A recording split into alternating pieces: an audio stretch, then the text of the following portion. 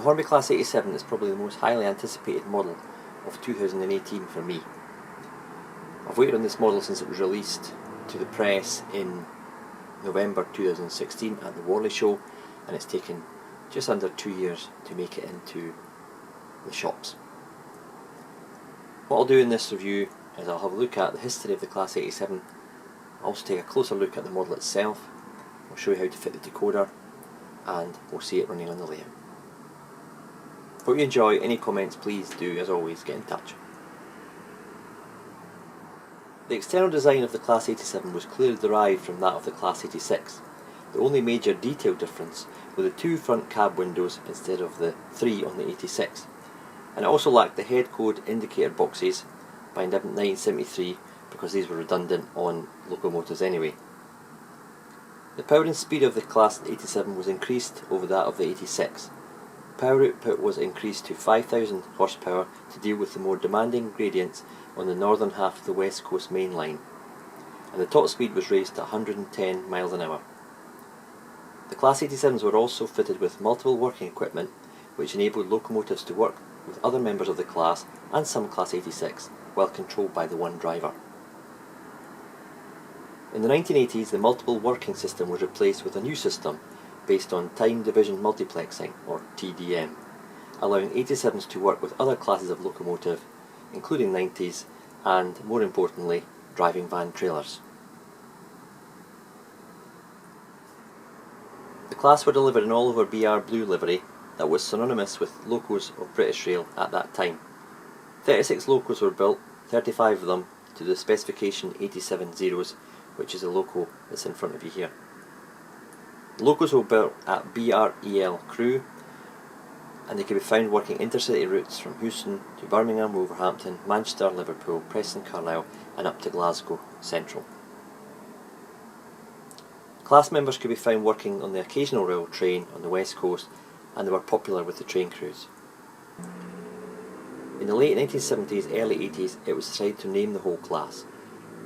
87001 through to 87035 were given names previously carried by express steam locomotives, and they're also given names of cities along the route as well as some famous people. 87001 was to be named Royal Scot, 87002 Royal Sovereign, and so forth. The final loco, 87035, was named Robert Burns, which is also part of the Hornby collection now with the original pantograph. The loco in front of you, 87010, named King Arthur. This was named on the 6th of June 1978, and it retained this name until the 30th of April 2004. It was later renamed Driver Tommy Farr on 20th of April 2005. The loco was finally withdrawn from BR service on the 30th of August 2008 before being exported to Bulgaria. 87010, along with 87002, had the distinction of hauling the last official Virgin West Coast diagrammed Class 87 hauled train on the 10th of June 2005. 87002 hauled the very last Class 87 Virgin service on the 22nd of December 2006.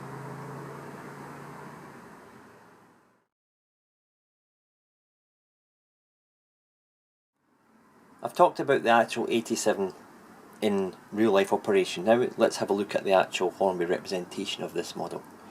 First off, the packaging. I do like Hornby's packaging. It's very stylish. The artwork is very accurate. It's better than Bachmann's on that because you can see what's inside the box without there being a window, and also if you're storing it, it keeps the sunlight away from the actual model, with obviously having this solid sleeve that goes on it. I also like on the back, that always gives you a bit of information on the actual loco, and I do like this kind of working drawing of obviously the 4 views, but they've got the elevation, the plan and the 2 end elevations there, and it's quite nice, and it tells you when it was first drawn up as well, which is a date drawn 2016, was obviously when they started this project. The Hornby packaging, apart from that, is total standard. You've got the famous red box. Inside you've kind of got this sleeve that comes out to reveal the clamshell opening. This is relatively new to Hornby. Previously they were foam, but this holds the model a lot better, and it opens very easily. One thing I have noticed, you might want to check your locos, there's small foam pads there for resting against the nose to keep the loco in place, and that's good because it stops the plastic marking the yellow ends. However, mine wasn't very well put on, and it was left a sticky mark on the nose, which I had to then use blue tack to kind of dab it on until I picked off the stickiness. So just check that on your one. Small point. It does say attach nameplates using blue tack, but I don't know what planet they're living on. They would stick out a mile if you put them on with blue tack. Double-sided tape if you want, or if you want a permanent one, obviously some form of adhesive. They have a limited detail pack. You've got the couplers, the pickups, the tension lock pickup there, and you've got the jumper cables and some pipe work. So that's pretty much it for the detailing pack.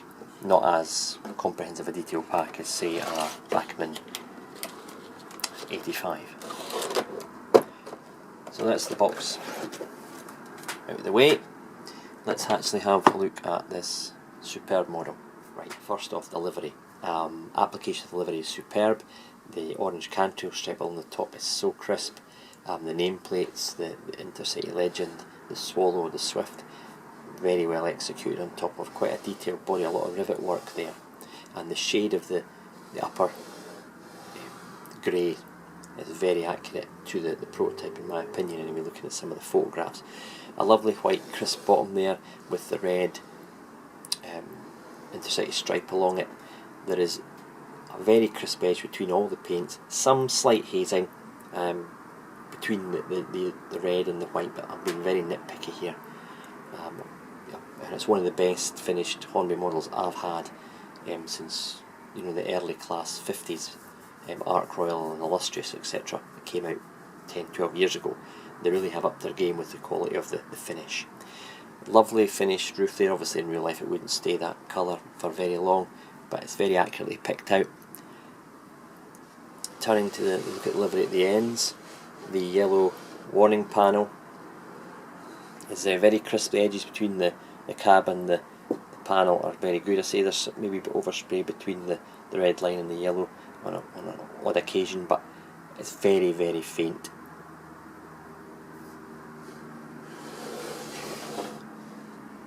They have picked out some of the details in different colour there as well. I'll come to that in a minute when I talk about the underframe detail, but it is a nice touch as well. Again, if you go run this, all this will be kind of dirty and weathered if you're going to go down the route of weathering your loco, so it wouldn't be picked out particularly easily. Let's look at the actual model and the detail on the model now that we've covered the livery. The detail on the front is stunning. The individually fitted jumper cables there, the lamp iron, you've got very fine red and white hatched detail on the box there between the cable, and the orange obviously leads there attached to the nose. Very fine and accurately produced windscreen wipers that come from the bottom as opposed to a lot of locos which hang down from the top of the cab. The cab detail is nicely picked out, although you can see through, if you look through you'll see through to the motor mechanism, so it's not a complete sealed unit as Bachmann 47, 37, etc. are. It comes with sprung buffers, needless to say, and they're very realistically sprung. They're not too springy, if you know what I mean. There is application, a space for application of the buffer beam detail there with the NEM pocket. Looking at the side, some very well picked out rivet detail and panelling with the grille vents there, and the underframe detail is absolutely excellent. You've got the details picked out in different colours, obviously the white there for the wiring and cabling, etc. But the actual bogie detail itself is really, really exquisite. The detail in the middle here, I actually have to pick the loco up and turn it kind of on its side here to show you the actual level they've gone to. If you look at the top there, this bit is very, very fine meshing. It's a kind of cradle to hold the equipment in, and as you can see there's the night and the day switch there. If I want to switch it to day, switch that across, and that'll take out the high intensity middle light, but you can have the options obviously. Very, detailed and quite a weighty model now that I've picked it up to show you that, so I can see it having no problems pulling a prototypical length train, even up a gradient. The other end is identical to the number one end, if you like, with separately fitted handrails and cabling for the jumpers there, and obviously grab rails and lamp irons. At the side of the cab doors you've got obviously the steps for the driver to access the cab as well. The other side is pretty much the same, although you do get windows on this side, and again when you look in you get actual realistic detail. It's not just the mechanism you see, they've actually gone to the trouble of putting the accurate detail in there, the cabinets, and I'm assuming that's an area for an access channel for drivers passing to both ends. But the windows, very similar to that of the 86 and 85, they had windows on their cab sides as well, or their body sides. One issue I have noticed with the 87 is that it's more curvaceous at the front than it should be. The 87 was a very slab fronted loco, and if I kind of try and turn it side on, it's kind of got a curve to it, which I don't know if the prototype had. It's pronounced as that anyway. Does it detract from the model? Not really, but it'd be annoying if they 3D scanned this thing and they've still not got it spot on. But the two windows, the proportion of the windows, etc. is correct, but it's more of a curve than I have seen from a lot of the photographs. Right, looking at the roof, it's really well picked out with the light grey colour. We've got all the insulators, we've got the rodding there picked out in the orange. We've even got these small metal contacts. I'm assuming when the loco is powered up and operational, these would make contact with the contacts there, obviously to pick up power from the pantograph. The pantograph is poisable. It's quite a flimsy plastic arrangement, which is unusual. Obviously can't pick up power from overhead wiring. It is good. I don't know why they've not chosen metal. It looks like it's metal, but just painted grey. And it's got some different settings you can kind of click into place, but it'll fit under my dapple masts without fouling them, so I'm happy with that. But I've heard that the BR Blue with the crosshead span pantograph is made of metal, so I don't know why Hornby have chosen plastic in this case. You might be able to see actually from this angle the kind of curvature of the front a bit better that I was talking about in the previous clip.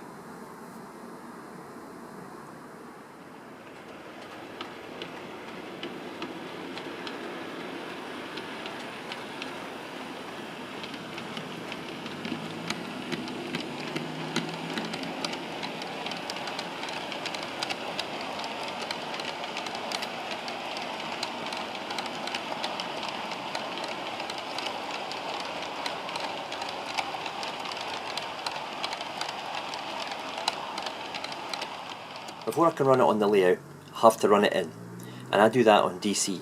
I run it for 30 minutes in each direction on my rolling road. After that, and I'm happy with the running characteristics of the loco, I then fit the decoder. The one I'm going to use this time is the Lens Digital Plus Lock Decoder, and this is a standard version 2 decoder. It's a very good runner. I've started to fit it in a lot of my 8-pin locomotives, and it gives very smooth and silent performance. So I'm going to show you now how to fit the decoder in this Hornby Class 87. Okay, the Lens Standard Plus version 2 decoder that I'm using is an 8-pin with a harness. And it also comes with this kind of double-sided sticky tape foam for obviously fixing the decoder down inside the locomotive. It also comes with a comprehensive instruction manual, I would imagine several languages. But if you want quicker information, you can always go on the Lens website. Okay, the instructions for the Class 87 state that, for a start, lubrication should only take place on the moving axles with a small suitable lubricant. I'm assuming that the model has been lubricated at the factory, and by the running on the rolling road, it sounds fine, so no more oil will be added at this date.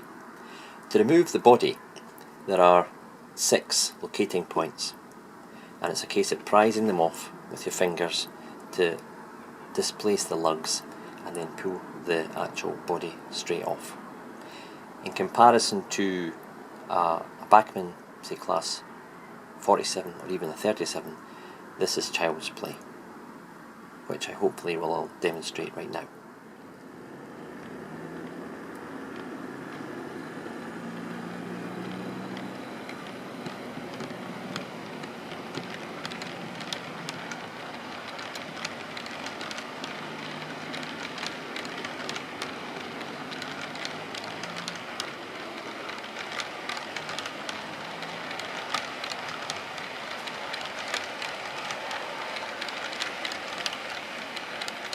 Okay, to remove the body, there are 2 locating pins under the cab door at this end, the other end, and one centrally. And you've just to prise your fingers under it and pull outwards and up. There we go. That's that end come off. I'll then do the same to the other end. Very careful not to put your hands on any of the fine detail around the pantograph or the rooftop detail. And you've got to prise it off very carefully, and then the body should come loose. Now you'll notice that the cab lights, or sorry, the high intensity light here seems to be attaching itself to the body, so I'm going to have to take that off. It shouldn't happen, and that slots into a kind of locating area here. Obviously it's been poorly connected in the first place, so there it goes back into its place there. And the same at the other end with the other high intensity light. Okay, upon body removal, I tend to keep the body out of the way. You'll notice there's actually some detail attached to the body, so watch that when you lay the body down, it doesn't get damaged. So I just tend to put that out of the way before I start hauling off blanking chips, etc. The blanking chip is here, it's an 8 pin, and there's a small arrow which indicates pin number 1. And you just prise it off very carefully with your fingers. Avoid using a screwdriver here or anything sharp. It should just come off without too much of an issue. You then take the 8 pin decoder, whatever brand you've selected, and the orange is designated number 1. So make sure with the pins there's no bent pins, or they're slightly crooked. And very carefully line it up with the 8 pin holes, and once you're happy, very carefully just drive it home and make sure it's sitting flat and it's not bent to one side, etc., so all the pins are making contact. What you could do now is you could attach the decoder to the inside of the body. The annoying thing with 21 pins is they all seem to be on a harness. There's very few direct plug ones like you get on the 21 pins, so the 8 pin ones are a bit more fidgety. I tend not to stick them down. I try to just have them positioned and sit on their own weight. You can use the sticky back tape that you get with some decoders. Most don't supply that. Try to avoid, when you're putting this on, you notice there's 2 copper squares there. That's the contacts for the springs for the cab lights. Now Hornby never ever do cab lighting, so this is the first Hornby logo that I've got, with the exception of the HST, that has got cab lighting. That's quite a novel way of doing it on the spring, with the 2 wires going to the cab circuitry. So I'm going to pop that there just now. I'm quite happy that it's going to stay in position. Just kind of play with the wires to press them down, and then it's a case of putting the body on when you're happy. Let me just tuck it that way actually. I'll say you can use the double-sided sticky tape if you're provided with it. A simple case then of make sure that the wires are actually in the way as you place the body on. Oh, one word of note: to get to the sound chamber where there's room for a speaker, you have to move the circuit panel, and it's under there if you want to fit sound to it. I think Lego Man Biffle's got a good sound recording of the 87 if you wish to add that to your local. Looking at it, it's a chamber for a round speaker, which is not ideal. Putting the body shell back on is a very careful task. He says, being very careful. Got to line it up with the lugs. It should be a simple case of just pushing it on to the lugs and the clips. And there we have it.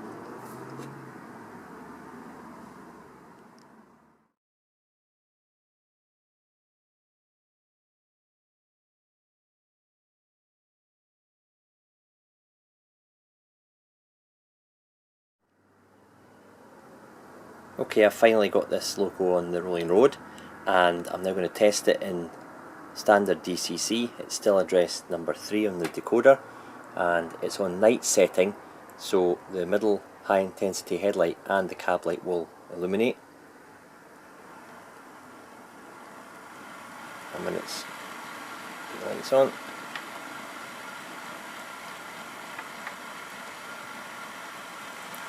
the cab light on this is very good. It's very subtle and realistic, unlike the backwind locos, which are far too bright.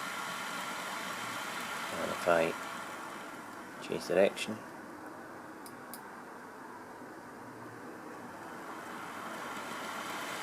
you can see the tail lights now illuminate, and the cab light is only on at the driving end, which is a nice touch. Far more realistic. Now, I did have to take the body off again, because I noticed that the unit that houses the LEDs, for some reason when it was going, you know, the tail lights here, the middle high intensity light was also a touch too red, because obviously the LED unit with the white and the red LEDs on it is obviously very close together, so you've got to watch. It's a very kind of small panel that sits behind the nose when you take the body off. That was the bit that came out when I was fitting the decoder. So very careful with that. And the body is straightforward, but it's quite tight, so just be careful.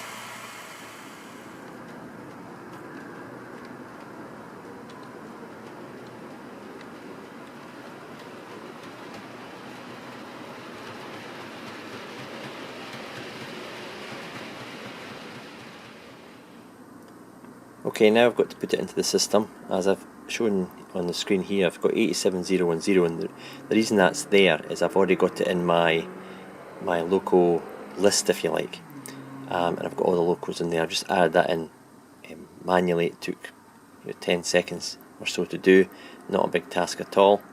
To actually program the decoder is equally as simple. You go into the bit there, set up to, just reuse my pointer for this instead of touching the screen, but CV1, I want to give it a value of 87, and then I'm going to write it, and it says OK. And if I want to, let's just say, read that one, it'll tell me the value of it is now 87, so it's now programmed. I want to look at CV3 now, which is the acceleration, and I'm going to put that at 100. Just to slow it down a little bit off the mark, and I'm going to write that. It says OK, and I'll read it. It tells me that value CV3 value 100. Go to there. I'm going to write CV4 now, and I want to give that a value of 50. I like my locos to slow down a bit quicker, just in case for running safety. And I'm going to write that. So CV4 is a deceleration, and I'll write that. Let's read it, check sure. There we go, CV4, value 50. Done. Boom. It's now ready for the layout. Simple as that. That is how easy the ecosystem is to manipulate CVs and to write addresses to locos.